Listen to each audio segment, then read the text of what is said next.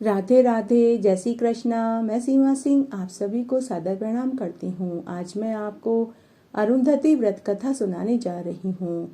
यह व्रत सौभाग्यवती स्त्रियां अपने सौभाग्य को अमर अजर रखने के लिए करती है, ताकि उनका सुहाग हमेशा बना रहे। इस व्रत को करने से बाल वैधव्य दोष नहीं लगता। यह व्रत चैत्र शुक्ल प्रतिपदा से लेकर तृतीया तक किया जाता है। अरुंधति महर्षि कर्दम की पुत्री तथा ऋषि वशिष्ठ की पत्नी थी और यह व्रत उन्हीं के नाम से प्रचलित हुआ है। उन्हें वशिष्ठ जी के साथ सप्त ऋषियों में स्थान प्राप्त हुआ था, इसीलिए यह व्रत उन्हीं के नाम से पड़ा है।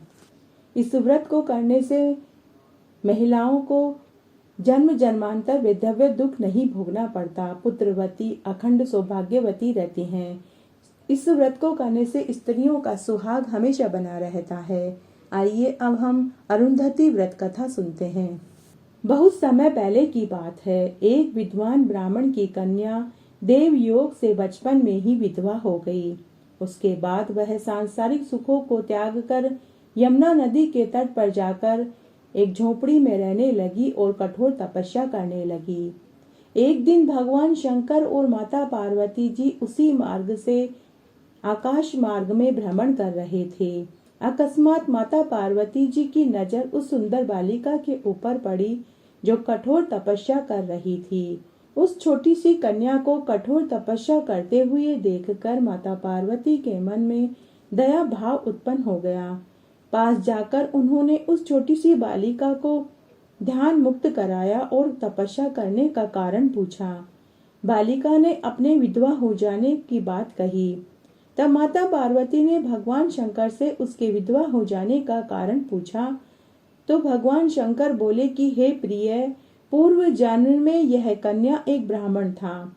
इसने सुंदर और उच्च कुल की एक कन्या के साथ विवाह किया था और विवाह के कुछ दिनों के बाद दूसरे राज्य में जाकर पर स्त्री के साथ प्रेम करके सदैव उसी के साथ रहने लगा।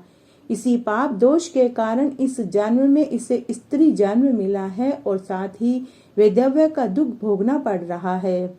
यह जानकर माता पार्वती ने इस पाप से उद्धार का उपाय पूछा, जिसके करने से पुनः पाप फलों को न भोगना पड़े।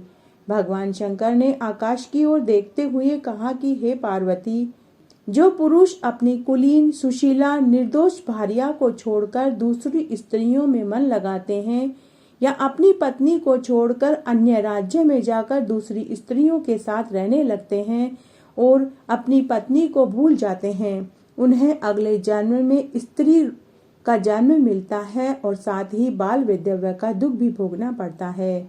इसी प्रकार जो स्त्री अपने पति से संतुष्ट नहीं रहती, कुपथगामिनी हो जाती है, दूसरे पुरुषों से व्यभिचार करती है, तो वह भी इसी पाप दोष के कारण बाल वैधव्य का दुख भोगती है। यदि ऐसी स्त्री बहुत श्रद्धा के साथ विधि पूर्वक अरुंधति व्रत करे तो अगले जन्म में तो अवश्य ही सुखों का भोग करेंगी और उन्हें कभी भी बाल वैधव्य का दोष नहीं भोगना पड़ेगा। तब माता पार्वती ने उस कन्या को अरुंधति व्रत करने की सलाह दी। तब उस छोटी सी कन्या ने चैत्र शुक्ल प्रतिपदा से लेकर तृतीया तक अरुंधति व्रत किया, जिससे उसका बाल वैधव्य दोष समाप्त हो गया। उसी समय से जो स्त्रियां इस व्रत को करती है और व्रत की कथा कहानी को सुनती है, उन्हें बाल वैधव्य का दोष किसी भी जन्म में नहीं भोगना पड़ता। इस व्रत के प्रताप से उनका मन पाप कर्मों से विमुख हो जाता है और उन्हें अखंड सौभाग्यवती होने का वरदान मिलता है। इस तरह आज मैंने आपको अरुंधति व्रत कथा सुनाई। मेरे साथ बने रहने के लिए आपका धन्यवाद। आगे की कथा कहानी के लिए भी आप इसी तरह मेरे साथ बने रहें।